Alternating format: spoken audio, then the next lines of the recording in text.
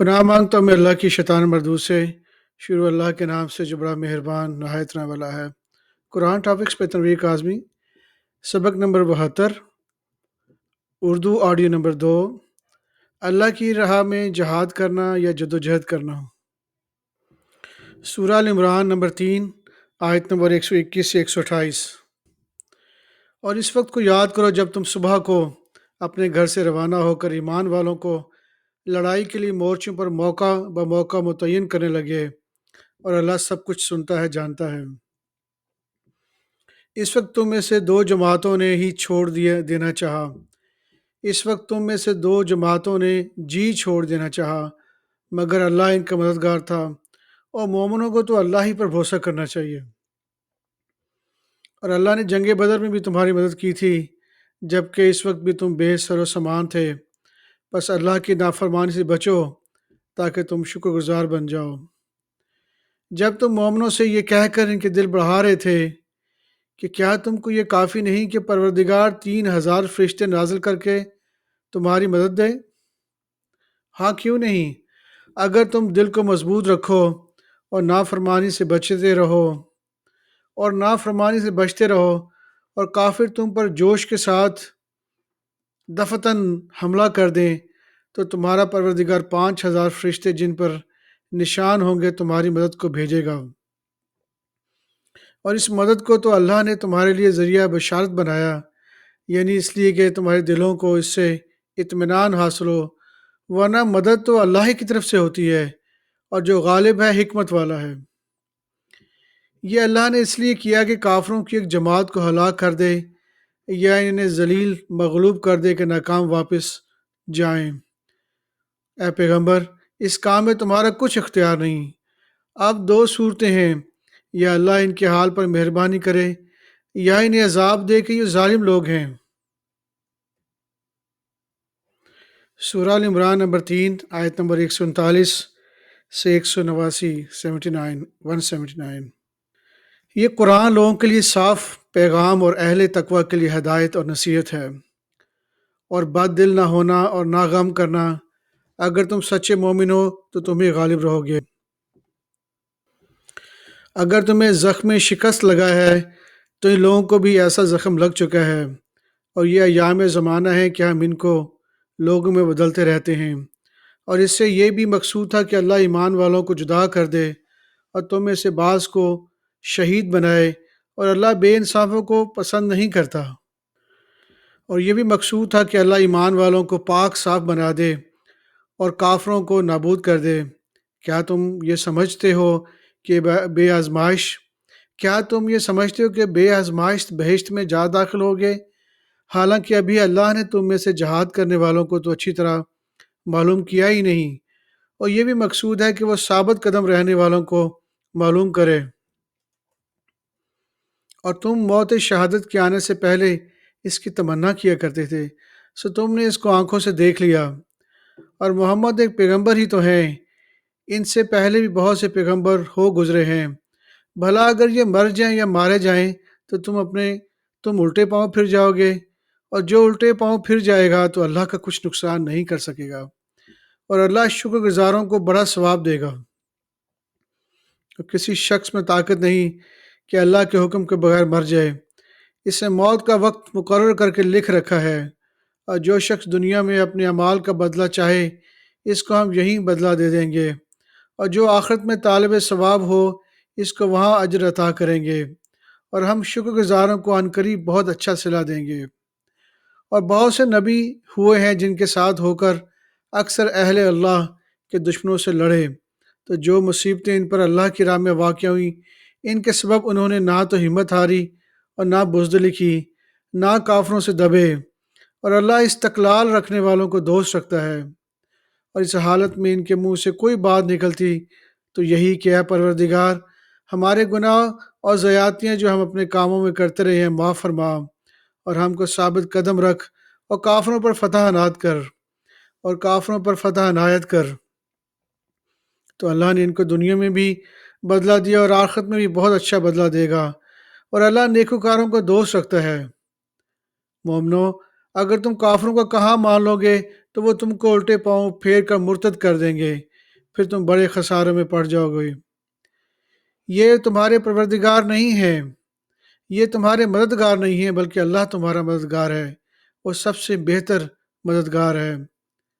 ہم عنقریب کافروں کے دلوں میں رعب ڈھا دیں گے، کیونکہ یہ اللہ کے ساتھ شرک کرتے ہیں جس کی اس نے کوئی دلیل نازل نہیں کی، اور ان کا ٹھکانہ دوزخ ہے، اور وہ ظالموں کا بہت برا ٹھکانہ ہے۔ اور اللہ نے تم سے اپنا وعدہ سچا کر دیا، یعنی اس وقت جب کہ تم کافروں کو اس کے حکم سے قتل کر رہے تھے، یہاں تک کہ جو تم چاہتے تھے اللہ نے تم کو دکھا دیا۔ اس کے بعد تم نے ہمت ہار دی اور پیغمبر کے حکم کی تعمیل میں جھگڑا کرنے لگے، اور تم نے اس کی نافرمانی کی۔ بعض تو تم میں سے دنیا کے طلبگار تھے اور بعض آخرت کے طالب۔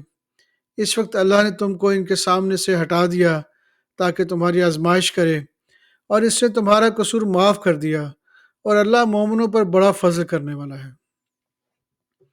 اور وہ وقت یاد کرنے کے لائق ہے جب تم لوگ دور بھاگے جاتے تھے اور کسی کو پیچھے پھر کر نہیں دیکھتے تھے، اور رسول اللہ تم کو تمہارے پیچھے کھڑے بلا رہے تھے، تو اللہ نے تم کو غم پہ غم پہنچایا، تاکہ جو چیز تمہارے ہاتھ سے جاتی رہی یا جو مصیبت تم پر واقع ہوئی ہے اس سے تم غمگین نہ ہو، یا مصیبت تم پر واقع ہوئے اس سے تم غمگین نہ ہو، اور اللہ تمہارے سب اعمال سے خبردار ہے۔ پھر اللہ نے اس پریشانی کے بعد تم پر تسلی نازل فرمائی، نیند کے تم میں سے ایک جماعت پر طاری ہو گئی، اور کچھ لوگ جن کو جان کے لالے پڑ رہے تھے اللہ کے بارے میں ناحق ایام کفر کے سے گمان کرتے تھے، اور کہتے تھے بھلا ہمارے اختیار کی کچھ بات ہے؟ تم کہہ دو کہ بے شک سب باتیں اللہ ہی کے اختیار میں ہیں۔ یہ لوگ بہت سی باتیں دلوں میں مخفی رکھتے ہیں جو تم پر ظاہر نہیں کرتے تھے، کہتے ہیں کہ ہمارے بس کی بات ہوتی تو ہم یہاں قتل ہی نہ کیے جاتے۔ کہہ دو کہ اگر تم اپنے گھروں میں سے ہوتے، اگر تم گھروں میں بھی ہوتے تو جن کی تقدیر میں مارا جانا لکھا تھا وہ اپنی قتل گاہوں کی طرف ضرور نکل آتے، اور اس سے غرض یہ تھی کہ اللہ تمہارے سینوں کی باتوں کو آزمائے اور جو کچھ تمہارے دلوں میں ہے اس کو صاف کر دے، اور اللہ دلوں کی باتوں سے خوب واقف ہے۔ جو لوگ تم میں سے احد کے دن جب کہ مومنوں اور کافروں کی دو جماعتیں ایک دوسرے سے گت گئیں، جنگ سے بھاگ گئے، تو ان کے بعض افعال کے سبب شیطان نے ان کو پھسلا دیا تھا، مگر اللہ نے ان کا قصور معاف کر دیا، بے شک اللہ بخشنے والا ہے، بردبار ہے۔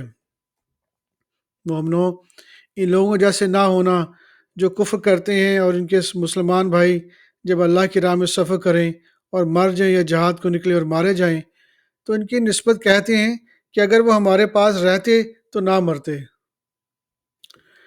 نہ مارے جاتے۔ یہ اس لیے کہ اللہ ان لوگوں کے دلوں میں افسوس پیدا کر دے، اور زندگی اور موت تو اللہ ہی دیتا ہے، اور اللہ تمہارے سب کاموں کو دیکھ رہا ہے۔ اگر تم اللہ کے راستے میں مارے جاؤ یا مر جاؤ تو جو مال و متاع لوگ جمع کرتے ہیں اس سے اللہ کی بخشش اور رحمت کہیں بہتر ہے، اور اگر تم مر جاؤ یا مارے جاؤ تو اللہ کے حضور میں ضرور اکٹھے کیے جاؤ گے۔ پھر اے نبی، اللہ کی مہربانی سے تم ان لوگوں کے لیے نرم مزاج واقع ہوئے ہو۔ اگر تم بدخو اور سخت دل ہوتے تو یہ تمہارے پاس سے بھاگ کھڑے ہوتے، سو ان کو معاف کر دو اور ان کی اللہ سے مغفرت مانگو، اور اپنے کاموں میں ان سے مشورہ لیا کرو، اور جب کسی کام کا پختہ ارادہ کر لو تو اللہ پر بھروسہ رکھو، بے شک اللہ بھروسہ رکھنے والوں کو دوست رکھتا ہے۔ اگر اللہ تمہارا مددگار ہے تو تم پر کوئی غالب نہیں آ سکتا، اور اگر وہ تمہیں چھوڑ دے تو پھر کون ہے اس کے بعد جو تمہاری مدد کرے؟ اور مومنوں کو تو چاہیے کہ اللہ ہی پر بھروسہ رکھیں، اور کبھی نہیں ہو سکتا کہ کوئی پیغمبر خیانت کرے، اور خیانت کرنے والوں کو قیامت کے دن خیانت کی ہوئی چیز اللہ کے روبرو حاضر کرنی ہوگی۔